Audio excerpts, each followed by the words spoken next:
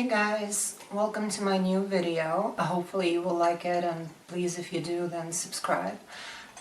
In today's video we're going to talk about the pros, the cons of going analog or having a digital detox. And at the end of this video I'm going to talk about how you can make it work for yourself. So please stay tuned and let's go. Lately there's been an emerging lifestyle trend of ditching social media and going analog, as you probably have seen everywhere online. And people are looking back to 2000s, late 2000s, where technology didn't have us, but we had technology. We had social media, we had statuses on Facebook, MySpace, we had chatting options like ICQ and other apps, and also there was a YouTube present, but it was not all that huge commercial stream of information that is incoming into our heads every day. And today people are so overstimulated with the lives of other people and consuming other people's content in a never-ending array of content that is today. So a lot of people would want to try the digital detox trend, the analog trend, but first of all they either don't know how to do this, or they're buying like a lot of stuff to help them do this. Going analog literally has a lot of difficulties in a modern day life. So I wanted to talk about this in today's video. I wanted to tell you the pros and the cons of the digital detox and also how to make it work for you. So let's start with the beautiful part, and let's start with the pros. To begin with, first of all, you regain the control over your time. You regain control of the things that you see. Also, you regain your boundaries because you don't need to reply straight away because you probably won't see the message. And it comes with a massive plus for your life because your cortisol levels spike each time when you have your notification. It's the response of your body that you need to respond to those messages, and that makes us be entirely online, hitting the dopamine, hitting the cortisol. So when you first ditch social media and go on a digital detox, you will probably feel a sense of relief that you don't have to be online 24/7 and you don't have to answer to your messages straight away. Constant binging keeps your nervous system in alert mode, and we all are very much alert all the time. So I don't think we really need to be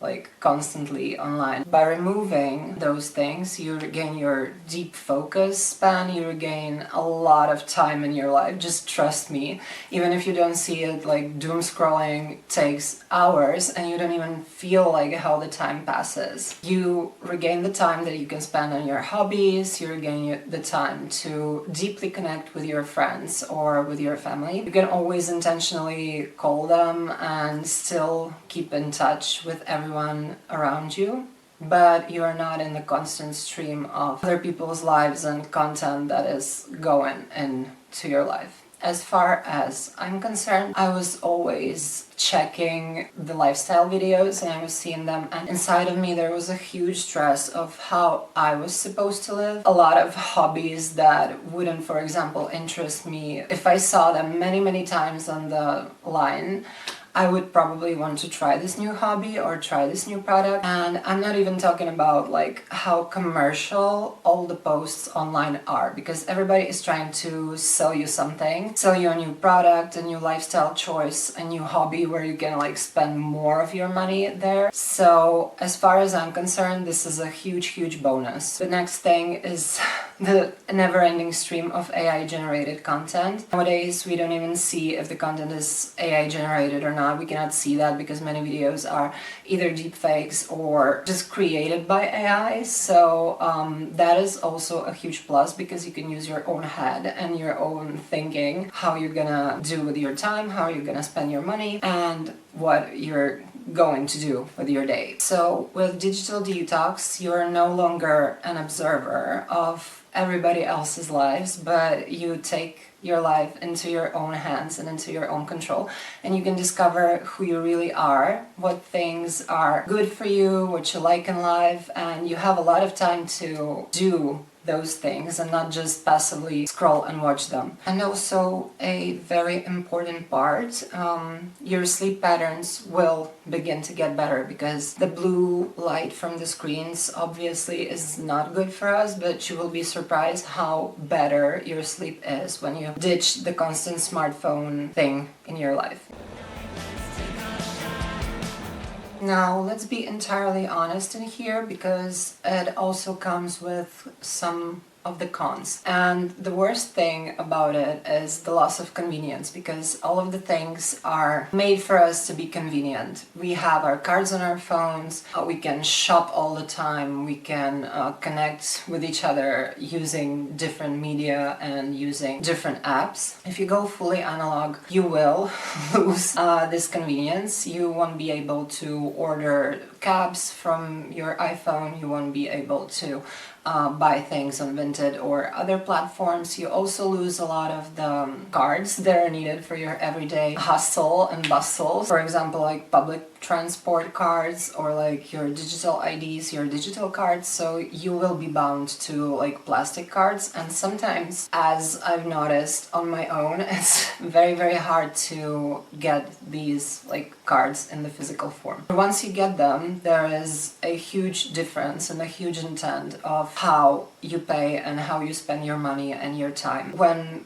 people were using cash and were transferring to cards, there was this novelty of like paying everywhere with your card, and you didn't really see the finances. When you're using Apple Pay or something like that, it's even worse, because the psychological aspect of it is that you don't really feel that you are spending the money that you are spending. So it's the same with every transfer to a newer age. And I would suppose you carry cash around, and I would suppose you have your cards on, because you will have a better look at your finances and a better feel of literally spending money. Now, there is also a psychological aspect to all of it. Once you go offline, you also will probably look a little bit like a weirdo to other people when you like take your dumb phone and it has like a keyboard and it's very old.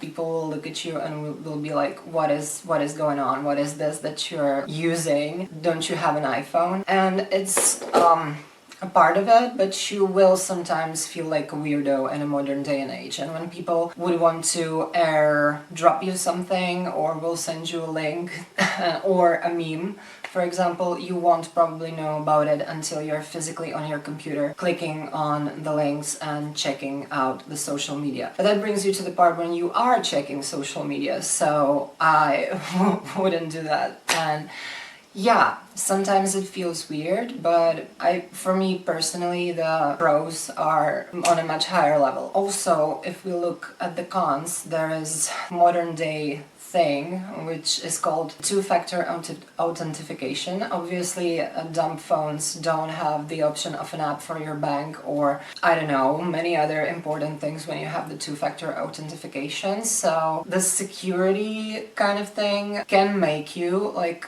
lose the access to your financial bank accounts and everything. So this is one of the worst parts of it, because you don't have such a nice like view of the things that are going on your card and on your bank accounts. So yeah, it's not the best, but you can also like hijack it, and you can do this once in a while and literally keep the diary of your finances, and you will be fine. But this is one of the most important inconveniences of all. Also, I really miss using the maps, because even though there is an app on the BlackBerry that has like maps on it, they're non-functional and I cannot connect to them whilst going outside. For me, I know Prague very good. It's the city where I live in, so I don't really need constant maps, but I will probably look up on my PC the way to get somewhere. And also you can do a printout, which is not entirely ecologically friendly,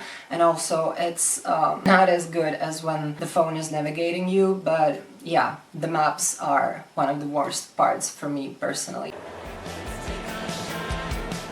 So now let's get to probably the most important part, and it's how to make this work for you. Social media literally makes us think that if you need a digital detox, you also need like a huge list of gadgets. And I'm not here for that, even though I probably would advocate for like a single gadget's use. I will show you mine. But you don't need all of them, and you don't need like a lot of things to live. You don't actually need anything, because you can perfectly use your smartphone and make it dumb. And I'm not talking about the brick that everybody is talking about right now when you snap it on your phone and you block all the functions, but you can do this yourself. You can delete all the social media apps, you can restrict the use of your social media apps, and also you can make your phone unappealing, meaning you can put it in the black and white mode, or like make lower contrast of the colors that the screen is using. You can make your phone dumb and you can make it unattractive to use. And for me personally, that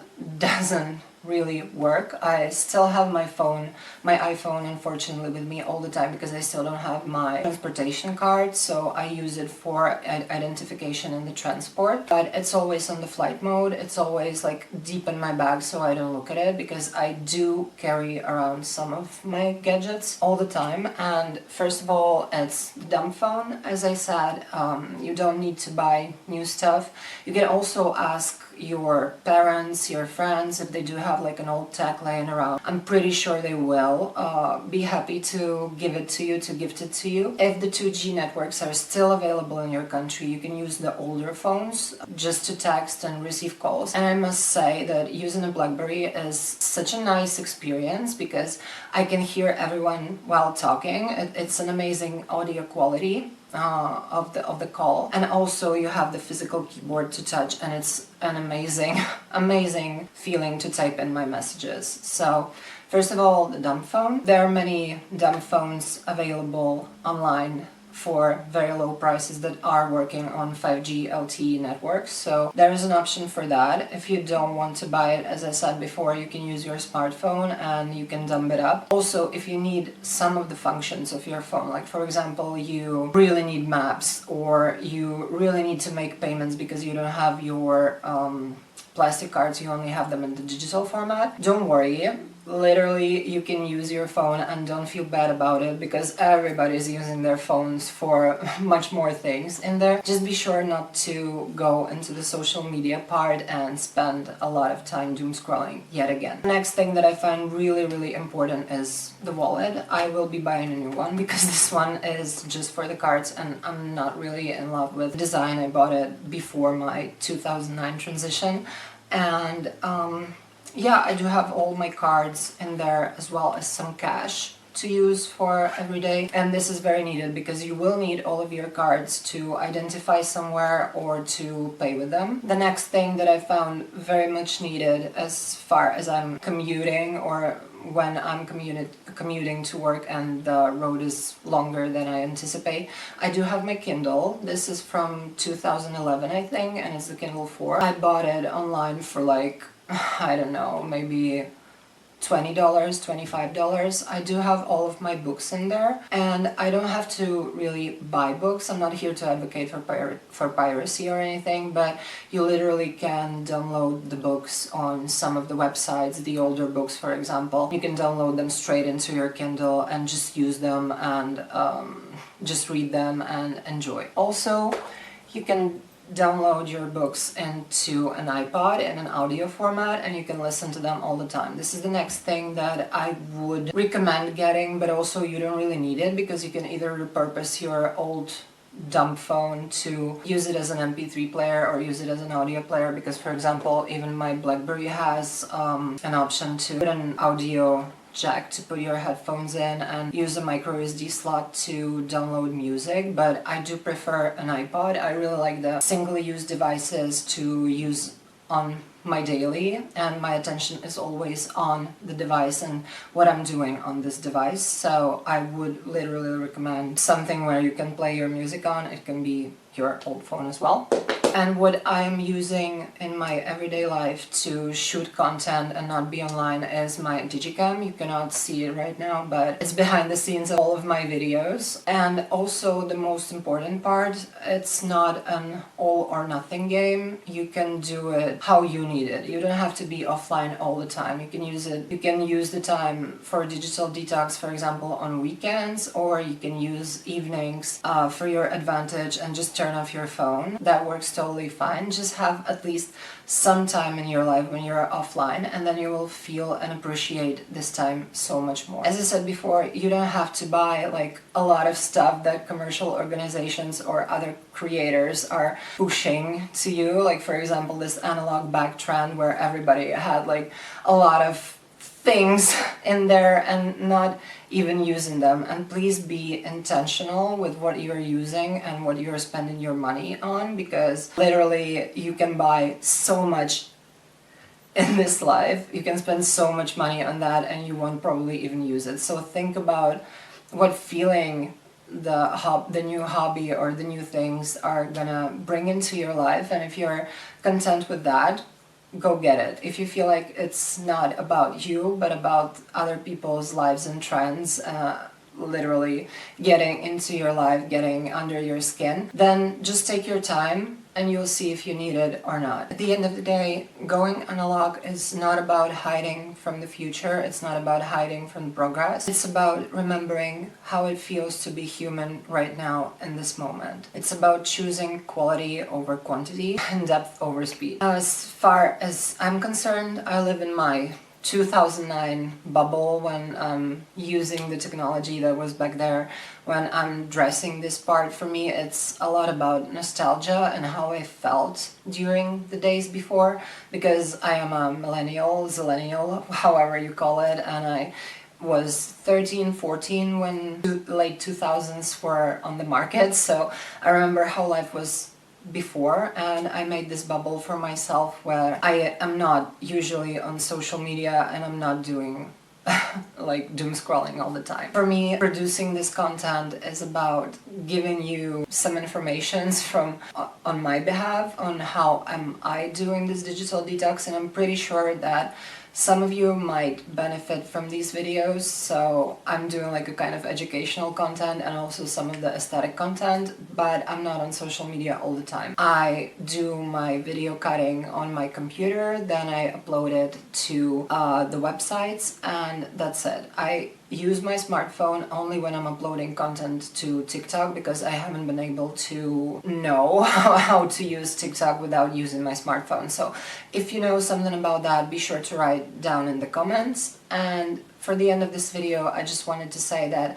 I'm doing a lot of blog posts on Substack, I'm doing a lot of blog posts on my Space Hay, so if you're interested in reading some of my content, be sure to subscribe there and check my other links. And thank you so much for watching this video. If you like it, please subscribe, please like this video so that I know that this form of content might be interesting to someone. And I want to know your thoughts on this topic. Do you want to try the digital detox by yourself, or is there maybe an app that keeps you really chained to your phone? Let me know in the comments below and let's discuss. And if you will need any help going on your digital detox, let me know also in the comments below and I will be happy to give you my thoughts on it. Thanks a lot for watching this video once again. Please subscribe. Thanks. Bye.